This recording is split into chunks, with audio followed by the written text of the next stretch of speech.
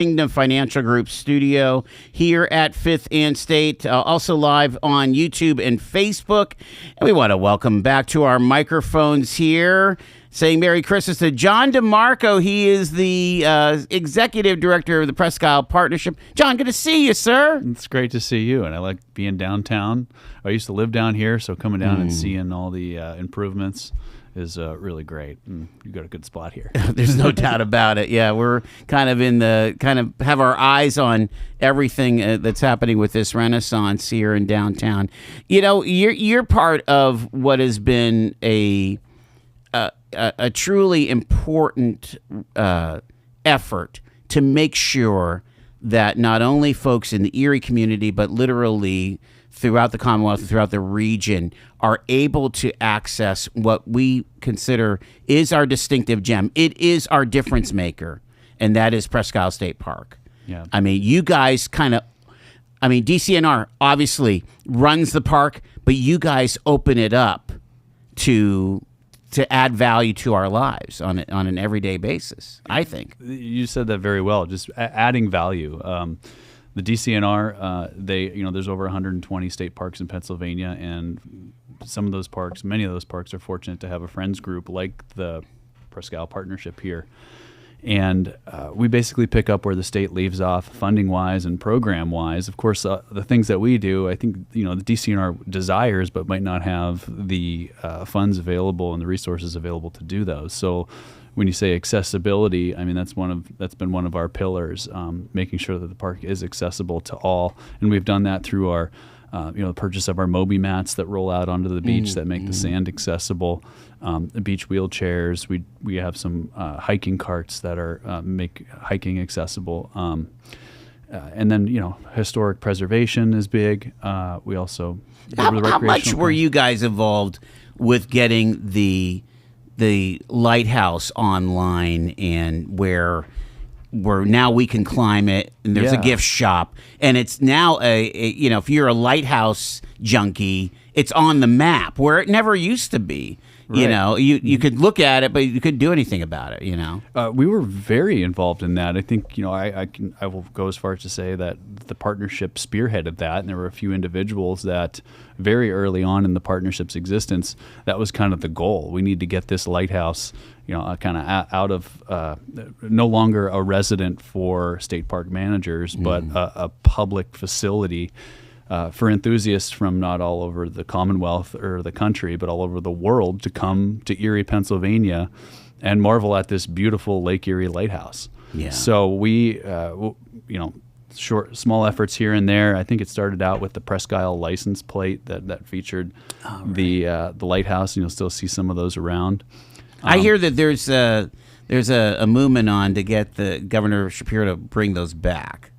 Did I hear that right? It was, I think what I read was like full graphic license plates. Okay. Maybe we're talking about different things, but I think that's no, what I read. I know what it was. It was the Niagara one, which is a full graphic license plate, which they said, well, you can't read them, but now the technology in 2025 is much better than although there's people that, from 10 years ago, you can't read their license plate at all because it peeled off, right? I was just going to say that. The salt just tears it up. Right. Whatever materials the Department of Corrections is using. We wouldn't mind having a Presque Isle license plate. Yeah, and then the big moment was when the secretary of DCNR, who was a lighthouse fanatic, she came to Erie right when we were doing the Crosby, Stills, Nash concert, Steely Dan concert, where the benefit was the lighthouse. And she got to stay in the lighthouse while she was here for that concert, her and her daughter. And I mean, she just basically came from the top saying, get this lighthouse into the public's hands. And that's kind of where it all started. And we raised a bunch of money. DCNR kicked in, and now it's fully sustainable, ran by a separate nonprofit now that is just focused on the lighthouses, the Lake Erie Lights of PA. Right. And they just issued the press. Maybe they didn't yet, but I mean, they put an application in for the North Pier Light to take possession of that. Okay. And to restore it. And they also operate the Land Lighthouse. So they're doing a fine job. and it's fully And if you go to self-sustaining. the Land Lighthouse, actually is quite a nice little park there, as long as you park in the right place, because there's some private parking there. But if you go to the parking lot, they have plaques, and you could see that Land Lighthouse. And I don't know if they do tours of that. So yeah, those 3 lighthouses are really something to hang our hat on. And the Army Corps just spent a ton of money on the North Pier, didn't they, too? Yeah, they had to do some work on North Pier, and I'm not sure if that project wrapped up completely, but we got a notice about that it's pretty close. So yeah, so I mean, they shored up some of the wall that was really deteriorating. So you go out there and it doesn't look like a brand new pier, but right. I mean, they shored some things up for sure. There's been a lot of concern about federal funding. And I don't know how much your organization enters into all that, but it never failed. When President Trump would come to Erie, he would talk about the sand. Because he would say, Mike Kelly's always asking about the sand, and I don't do Trump very well. Anyway, but we didn't get a sand allotment this year, did we? We didn't. And there's a group called the Presque Isle Advisory Committee. There's a lot of groups surrounding Presque Isle, so there's a little bit of an identity crisis. Okay. So the Presque Isle Advisory Committee is basically a group of individuals that I don't know exactly how they're appointed, but members of the business community, members of the environmental groups and things, and also the partner groups at the Tonbridge Center are invited to these meetings and share reports on what we're doing, and it's kind of It's basically a group that is hearing what's going on at the state park, hearing what's going on in the public, what the public's concerns are, and making sure that those concerns are relayed to the Department of Conservation and Natural Resources. Yeah. So, and all the legislators are involved or invited. And so they're in those meetings that I've been in, there's been a lot of pressure on, hey, it's time for the president to deliver on his promise when he came to Erie. So they've been, making calls to Mike Kelly's office. Mike Kelly's office knows what our concerns are here at Presque Isle, and, you better keep, better keep your promise, and, we need this sand. You're not a marine biologist or a geologist, but where does the sand go? Is there common knowledge of where that is? It go to Canada or something like that? Most of it is actually, it doesn't go too far. It actually gets deposited, much of it at Gull Point, because it's predominantly So do they go and westerly grab it from Gull Point? They can't. No, because once it's at Gull Point, you can't touch it. So, but they do excavate out what are called the tombolos, which when you go out onto the peninsula and you look out at the breakwalls and you see where the beach, the sand actually connects to the breakwall, that's called a tombolo. So they dig those out, and you got to dig those out because that disrupts that natural flow of water around the breakwall. Right. And deposits it back on the beach. So, gosh, I can't even tell you. And is that an Army Corps kind of thing, or yes? Oh, okay. Well, the Army Corps put in the breakwalls, right? But DCNR hires a contractor. Oh, okay. It's bid on by contractors, and then that removes the sand. What, again, that's one of the kind of the beauties of being like this friends group, Presque Isle Partnership.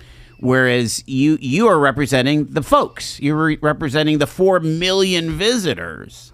In a way, that in a way. Again, it's not meant to be political, but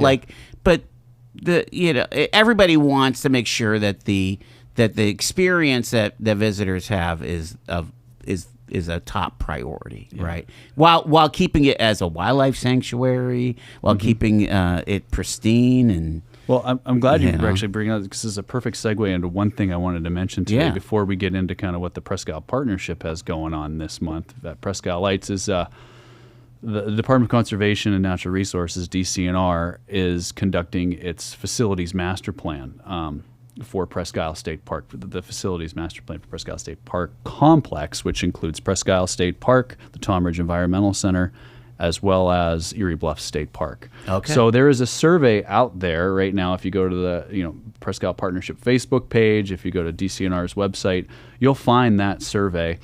And basically, they're looking for public input. It's a 10 to 15-minute survey where at the end of it, you actually have a blank slate to share your ideas. What are your concerns? And this the consulting group will go through and make recommendations throughout this process. I think it's an 18-month process, but the public survey is only up through January 9th of 2026. So I encourage everybody to get on there and take that, because that will inform a lot of the recreational, ecological, decisions that are going to come out of this facilities master plan. We're operating off the master plan that was produced over 60 years ago. Okay, so it's long overdue. I had heard that the plan was coming. Did it get delayed because of COVID? I can't say exactly why it was delayed. I remember talking to Matt White, right? Green, I'm sorry. Excuse me. But we had this conversation, it had to be 2019, 2020, that, we're due for another master plan, and it was going to be a big one, because the last one built the modern bathhouses, which were built in the 70s. Those were the modern ones. Mm-hmm. And, of course, now Beach 8 is beautiful, right? That's the real modern one, you know. And speaking of bathrooms, Beach 11's getting completely rebuilt, torn down and rebuilt. Okay. And that's supposed to happen here in the spring and be ready to go sometime in the middle of the summer, I think. Beach 10 is also getting the current Beach 10 bathroom will still exist, but they're actually building a new bathroom a little bit further west towards Kite Beach. Sure. And then I think in 2027, Beach 6 bathroom will get an overhaul, and I'm not sure if that's going to be like full parking lot and all that. But so you guys use 11 for the Wednesday night deals in the summer, correct. Right? I mean, so there's a lot of people that converge on 11. Right. So we're kind of in a holding pattern right now on what to do. I mean, I think the contractor is planning on being ready by Discover Presque Isle, but that obviously affects our Sunset Music Series, which starts sooner. So there could be a chance we go back to Beach 1 and try that out. But, you just got to roll with it, see how it goes. Presque Isle is ever-changing, no doubt about it. And this is what we love about it, is that there's always something new to discover. And that's why we do Discover Presque Isle in each summer. Let's talk about winter activities at the beach, at the peninsula. Of course, Presque Isle Lights is on. Different take is what I'm hearing. Tell us a little bit about it. Yeah. So we've taken a lot of feedback from the first 5 years, and I really credit my wife. She said this after the first year. You need to shorten the route. And, and I was always like pro all the way around the peninsula because it kept the lighthouse, the crown jewel, on that main route. But the true lighthouse enthusiasts, people want to go see it, can always just go. So our new route, rather than going all the way around the park, is turning around at what we call Duck Pond Crossover. It's where the road Y's, if you wanted to go to the lighthouse, you would just turn around right there. So anything that was on the back side of the peninsula, we put onto the front side. So it's a lot fuller, more condensed. We did add a lot more lights this year. You didn't switch over to the Hershey Park version of the lights. No. It's still. Do you remember that from a couple years back? That was insane. I do, yeah. Someone made a Facebook page for Presque Isle Lights, and they used an image from Hershey Park, and there were people coming from all over, like just so confused on where they were at and what they were doing. They came back to us and were like, "Where are all the lights?" We're like, "What are you talking about?" And they hold the phone up. Like, oh, geez. It was a total Clark Griswold move, and it was like, this is fake. I mean, it's like, this was supposed to be appropriate for the natural setting of the peninsula, of the park. And I think that's what we created. And we're really proud of it. So many volunteers have come out and helped. I mean, we have some serious stars and a couple Clark Griswolds in our volunteer group as well. Do you really? Yeah. Yeah, it's been great. All of November, we were just putting together the whole light show or light experience, that we can call it. And we moved the donation booth to the Waterworks area, and people have been extremely generous. For your donation, we give you some buttons, and you can register those. Which Country Fair is going to give out a $1,000 gift card. Wow.